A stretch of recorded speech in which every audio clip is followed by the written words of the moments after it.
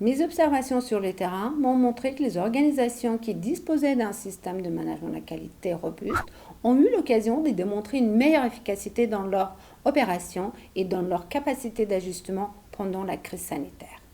ISO 9001, ISO 17025 ou ISO 1589 sont des normes de management de la qualité qui donnent un modèle à suivre pour le management des organisations. Ces démarches apportent des garanties supplémentaires aux entreprises. En temps normal, ce sont des clés pour améliorer le fonctionnement de l'organisation, offrir des meilleures conditions de travail aux collaborateurs et rendre les processus plus efficaces et mieux maîtriser les risques de non-satisfaction des clients et des usagers. En période de crise, comme celle de Covid, l'analyse des risques des processus, exigence clé des normes d'un système de management, aura permis de déployer un plan de continuité d'activité, si l'on existait un, ou d'en élaborer un rapidement, si le plan existant n'était pas adapté, pour permettre aux organisations de maintenir leurs activités en évaluant les impacts de la crise sanitaire sur l'ensemble des parties intéressées. Les clients, bien évidemment, mais également le personnel, les fournisseurs, les financeurs et les partenaires extérieurs.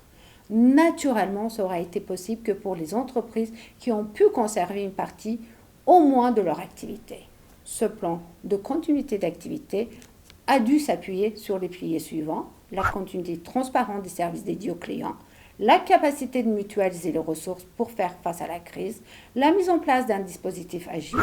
formation adaptée, maintien des compétences avec des critères plus souples, maintenance des équipements critiques selon analyse bénéfice-risque, comme par exemple déroger aux règles lorsque les risques sont maîtrisés. La sortie du premier puis du second confinement aura permis de faire des rétextes ou retours d'expérience pour mieux adapter les actions et les anticiper avec des modalités d'accompagnement appropriées. En somme, les organisations préparées par une démarche préalable de management de la qualité se sont retrouvées en meilleure position pour faire preuve d'agilité.